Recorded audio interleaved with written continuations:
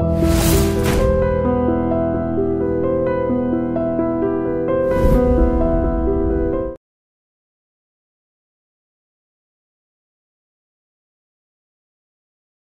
మీరు చెప్పిన దానికే వద్దాం పోనీ. ఇప్పుడు మన శాస్త్రంలో ఇప్పుడు వాస్తు దాని గురించి నెక్స్ట్ వద్దాం. ఫస్ట్ అయితే వచ్చే సంవత్సరం ఏ రోజు గ్రహణం వస్తుంది, సూర్యగ్రహణం వస్తుంది, ఏ రోజు చంద్రగ్రహణం వస్తుంది, ఈ సంవత్సరమే రాస్తున్నారు కదా. సో మరి అదెలా రాయగలుగుతున్నారు? నిజంగా గనక గ్రహాలు లేదు మన ఈ ఏమంటారు సంవత్సరం మొత్తం రాసే ఈ పుస్తకాలు కానివ్వండి, జ్యోతిష్యం కానివ్వండి, అసలు ఇది లేదు అని అనుకుంటే మరి ఈ రోజు సూర్యగ్రహణం వస్తుంది, ఈ రోజు చంద్రగ్రహణం వస్తుంది, ఎలా చెప్పగలుగుతున్నారు? వద్దామండి, మీరు మధ్యలో ఒక హైపర్ లింక్ నొక్కి ఇటు వచ్చేసారు. దలైలామా గారి దగ్గరే ఉన్నాం. ఇప్పుడు ఈ మౌంటైన్ బుద్ధిజంలో హ్యూమన్ రైట్స్ అబ్యూజ్ అన్నది ఆడపిల్లలకి ఎక్కువ జరుగుతుంది.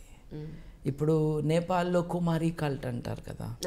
కుమారి కల్ట్ అంటే ఏంటంటే ఓ చిన్న బిడ్డను తీసుకుని 3 ఏళ్ళు 5 ఏళ్ళు పాపను తీసుకుని ఈ పాపలో లక్షణాలన్నీ కూడా డివైన్ క్వాలిటీస్ కాబట్టి ఈ పాపను గుళ్ళో కూర్చోబెట్టాలని తీసుకెళ్ళి గుళ్ళో కూర్చోబెడతారు. మెన్స్ట్రుయేషన్ స్టార్ట్ అయిన రోజు ఆ పాపని తీసి బయటపడేస్తారు. అంటే ఇదంతా కన్యలకే, అది కూడా ప్రీ ప్యూబర్టీ చిల్డ్రన్కే. వాళ్ళని ఈ 10 ఏళ్ల పాటు మరి ఇది అన్యాయం అయినప్పుడు శాంభవిది కాదా? That was my reaction. ఇప్పుడు 10 ఏళ్ల పాటు ఈ పాపని ప్రపంచంతో సంబంధం లేకుండా పొద్దున్న లేచి ఆ కాటుకలు పెట్టి ఆ రంగులు పూసి ఒక విగ్రహంలాగా డెకరేట్ చేసి ఈ పాప పని ఏంటంటే అక్కడ కూర్చొని ఉండటం, ఆడుకోవటం లేదు, చదువుకోవటం లేదు, వేరే వాళ్ళతో మాట్లాడేది లేదు, వాళ్ళు పెట్టిన తినటం, బలవటం, అక్కడ ఉండటం. అప్పటి వరకు ఉన్న దైవత్వం ప్యూబర్టీ తర్వాత దైవత్వం ఉండదంటారా? ఎందుకంటే మూఢనమ్మకాల్లో ఈ అన్ని ఫ్యాక్టర్స్ అన్నమాట. Primary victims of any kind of superstition almost by default are women, whatever age, చిన్న బిడ్డ నుంచి పెద్ద వరకు. శాంభవి కేసులో కూడా వజ్రాయన బుద్ధిజం యొక్క victim Shambhavi. So this is my analysis. What is my strategy? 2 ఉన్నాయి. ఒకటేమో పాప హక్కులు కాపాడాలి, బట్ ఇవి నిజంగా పాప హక్కులు అని చెప్పడానికి ఏమి జరుగుతుందో అర్థమయ్యేటట్టు చేయాలి.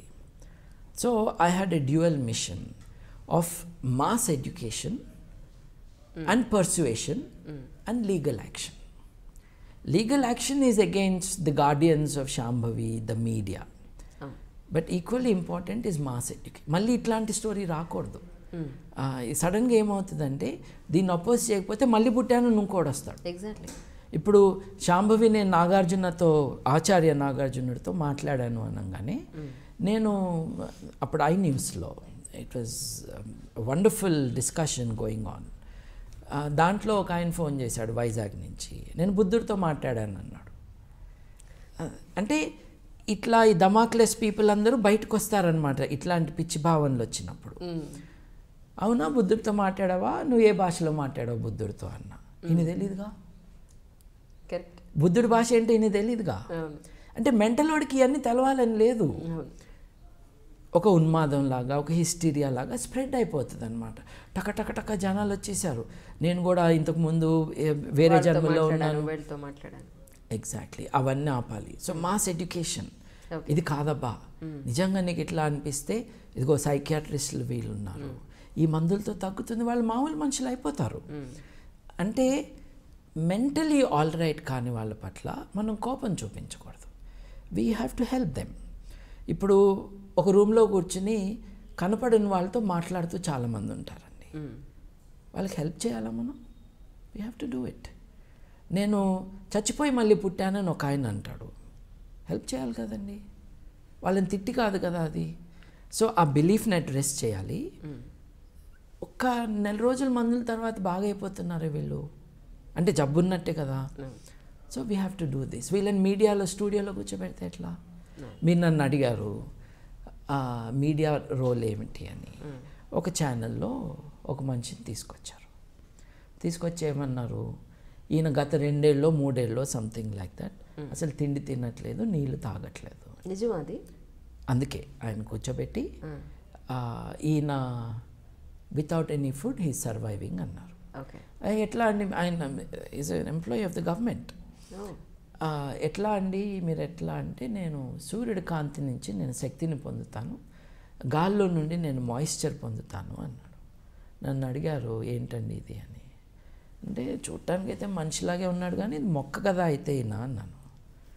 అంతే కదా, మొక్కే కదా. ఇప్పుడు సూర్యకాంతి నుంచి అట్లాగే మాయిశ్చర్ నుంచి నేను ఎనర్జీ క్రియేట్ చేసుకుంటా అంటే అది మనుషులు కాదు కదండి, మొక్కలే. అంటే ఈ మనిషి మొక్క ఏం చేస్తున్నాడు, గవర్నమెంట్ ఉద్యోగం ఎలా పెడుతున్నాడు. I'm sure he's incapable of doing his job because is mentally ill and he's lying. గదిలో తాళం వేస్తే ఉంటుంది, 6 వారాల్లో చచ్చిపోతాడు మనిషి. కావాల్సినంత సన్లైట్ ఇద్దాం అయినా బతకడు. ఛానల్ ఏం చేయాలండి? నన్ను 1-2 సార్లు కొన్ని డిస్కషన్స్కి పిలిచేసి ఇదిగో ఈయనంట అంతరిక్షంలోకి వెళ్ళొచ్చాడంట, ఈయనతో మాట్లాడతావా అని. ఓహో, భారతీయుడు ఒకడే అనుకున్నాను అంతరిక్షంలోకి వెళ్ళింది, ఈయన కూడా ఉన్నాడా? మరి ఆయనకి అవార్డు ఇచ్చి పద్మభూషణ్ ఏదో ఇవ్వచ్చుగా. లేదు డిస్కషన్కి రమ్మన్నారు, రానన్నాను నేను. మెంటల్గా ఆయన తీసుకొచ్చి కూర్చోబెట్టి నాతో మాట్లాడించడం ఏంటి, ఆయన పర్సువేట్ చేసి హాస్పిటల్ పంపించండి. టీవీ ఛానల్ ఏంటి, వాట్ ఈస్ ఇట్ ఫర్? నీ స్టాండర్డ్స్ ఏంటి? నీ స్టూడియో దేనికి ఉపయోగపడుతుంది? పిచ్చోళ్ళని కూర్చోబెట్టడానిక? అంటే మెడికల్ సైన్సెస్లో పిచ్చి అన్నదానికి రియల్ డెఫినేషన్ లేదండి, అట్లా వాడేస్తున్నాం. Basically if you have lost connection with reality you must be help to regain that sanity. తన కుటుంబ సభ్యులతో మిగతా సమాజంతో ఒక సెన్సిబుల్ రిలేషన్ ఏర్పరచుకుంటే this man can grow as a human. కాదంటే ఇట్లాంటి అపోహలతో నేను అంతరిక్షంలోకి వెళ్ళొచ్చానంటే మీరు నమ్ముతారండి? నమ్మరు కదా. నన్ను స్టూడియోలో కూర్చోబెడితే ఎట్లా అండి? ఇప్పుడు he's not well, show some sympathy, don't use him as a circus animal. ఇప్పుడు సాటి మనిషి పట్ల సింపతి కూడా ఉండాలి, love and sympathy. That man is in distress, he doesn't know it because he is so ill, you have to help the person. So ఇట్లాంటివి జరుగుతూ ఉంటాయి. Same thing with the Dalai Lama matter. So on the one hand educate the people. చచ్చిపోయిన వాళ్ళు మళ్ళీ పుట్టరు అంటమే మన ఇచ్చే education. అందరికి అర్థమయ్యేటట్టు చెప్పాలి కదా. ఆదివారం చికెన్ తిన్నావా? తిన్నాను. అది మళ్ళీ పుడితే ఏం చేస్తా? మేకను తిన్నావా? ఇప్పుడు నువ్వు జీవితంలో తిన్న ఈ 200 మేకలు 200 కోళ్ళు కలిసి ఓ సైన్యమై నిన్నొచ్చి పొడిస్తే పుడుతున్నాయిగా మళ్ళీ తిరిగి. నువ్వే చెప్తున్నావుగా పుట్టినాక మళ్ళీ మెమరీ ఉంటుందని. అరే ఈడరా నన్ను తిన్నది అని వచ్చేసి పొడిచేస్తే బతుకుతావు నువ్వు అంటే నవ్వు వస్తుంది, కానీ ఆలోచిస్తారు కదా, అవును కదా. సో పునర్జన్మ అన్నది లేదు, కొంచెం ఈ మూఢనమ్మకాలన్నింటికీ కూడా మూల కారణం అవిద్య అనేదని అక్కడే మెయిన్ చేయాల్సిన పని ఉంది అని మీకు అనిపించలేదా? లేదండి, మూఢనమ్మకాలకి మెయిన్ కారణం అన్నది అజ్ఞానం అండి. అజ్ఞానము అవిద్య ఒకటి కాదండి. కామన్ సెన్స్ లేని అజ్ఞానం ఏదైతే ఉందో దానికి దోహదం బాగా చేసేది మతం అండి. ఇప్పుడు ఆత్మ ఉన్నదని చెప్పినాకనే కదా పునర్జన్మ అన్నది. ఆత్మకి డిస్ట్రాక్షన్ లేదన్నాకనే కదా. శరీరం డిస్ట్రాయ్ అవుతుంది, ఆత్మ కాదని చెప్పారు కదా. కాబట్టి శరీరం వెళ్ళిపోయినా కొత్త చొక్కా కొనుక్కున్నట్టుగా కొత్త శరీరాన్ని తెచ్చుకుంటుంది ఆత్మ అంటారు. అలా అనుకుంటే ఇప్పుడు మరి మీరు చెప్పిన దాని ప్రకారం భగవద్గీత అబద్ధమే అనుకోవాలా, రామాయణం కూడా అబద్ధమే అనుకోవాలా మనం? ఎందుకంటే అందులో చెప్పారు కదా, ఈ శరీరం మట్టిలో కలిసిపోతుంది, ఆత్మ అనేది అలాగే ఉంటుంది, ఆత్మ మళ్ళీ వేరే రూపాన్ని సంతరించుకుంటుంది అని మన భగవద్గీతలో కానివ్వండి ప్రతి పురాణాల్లో చెప్తూనే ఉన్నారు. మీరు రామాయణం చదివారండి? మీరు? నేను చదవలేదు సార్. చదవలేదు. భగవద్గీత చదివారండి? లేదు. అందరూ చెబితే మరి ఎట్లా అండి, చదవకుండా అందరు ఇట్లా మాట్లాడితే? రామాయణంలో ఇది లేదండి, నేను చదివానండి. అందరూ చెప్తే వినడమే. ఇప్పుడు ప్రవచనాలు చెప్తున్నారు, ఆ ప్రవచనాలు వినడమే. వాళ్ళు చదివారండి, వాళ్ళు చదివారండి, చదివిన విషయం ఆలోచించారండి, అది కూడా అడుక్కోవాలి మనం. ఇప్పుడు ప్రవచనాలు చెప్తాడు ఒక ఆయన, పెద్ద ఆయన చాగంటి గారు. ఇప్పుడు వారు ఏమన్నారు, స్నానం చేసి బకెట్లో కాసిన నీళ్ళు వదిలి దాంట్లో తుండుగుడ్డ పెట్టు, నీ భార్య వచ్చి ఆ నీళ్ళన్నీ పిండి పోస్తే నీకును నీ భార్యకి ఆరోగ్యం. ఏంటండి నాన్ సెన్స్? ఇవి ప్రవచనాలు అసలు కాదు కదా. What has it to do with spirituality? Nothing.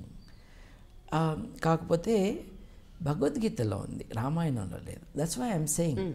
ఇప్పుడు నా పవిత్ర గ్రంథాన్ని నేను డిఫెండ్ చేస్తాను వాళ్ళు ఒకసారి చదవాలి కదా, ఇది నిజాయితీ కదా. నిజంగా నా మతానికి నేను వాల్యూ ఇచ్చి గౌరవం ఇస్తే ఆ మతం ఏమంటుందో బాగా చదవాలి. అలాగే ఆ మతంలో వచ్చిన సంస్కరణలు ఏంటో కూడా తెలుసుకోవాలి. ఇప్పుడు మతం అంతా ఒరిజినల్గా బాగానే ఉంటే సంస్కరణలు ఎందుకు మీరు ఆహ్వానిస్తున్నారు? మతం అంతా బాగా ఉంటే లేదు కదా.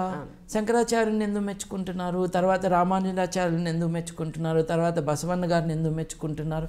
ఏదో బాగాలేదనేగా వాళ్ళు వచ్చింది.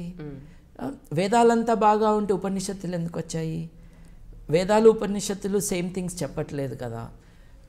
మన భావాల పట్ల, మన మతం పట్ల, మన నమ్మకాల పట్ల గౌరవం ఉండాలి. గౌరవం అంటే ఏంటి? అవి ఏం చెప్పినాయో చదువుకోవాలి. సో మీ ప్రశ్న ఏంటంటే ఈ వీటిల్లో ఉన్నాయన్నీ కరెక్టా అని. ఏదైనా కరెక్టో కాదో చెప్పడానికి, బేరీజ్ వేయటానికి మనకున్న యార్డ్ స్టిక్ ఏంటంటే అది వాస్తవంగా ఉందా లేదా, అంతే కదండి. వాస్తవంలో ఆత్మల్ని ఇప్పటిదాకా చూడలేదండి, ఎక్కడా చూడలేదు. మొన్న మీరు యూట్యూబ్లోనే దొరుకుతాయి. ఇప్పుడు ఆత్మలు ఎక్కడ కనిపించినాయి అంటే ఫోటోషాప్ చేసేవాడు దుకాణంలో, యూట్యూబ్లో దొరుకుతాయి. Congratulations to iDream. Congratulations iDream Telugu Movies for reaching 2 million subscribers. 2 million subscribers. 2 million subscribers. Please subscribe to iDream Media. Here. చెప్పవే. ఏ డ్రెస్ ఏంటి? వైట్ డ్రెస్ అని అనుకున్నాంగా.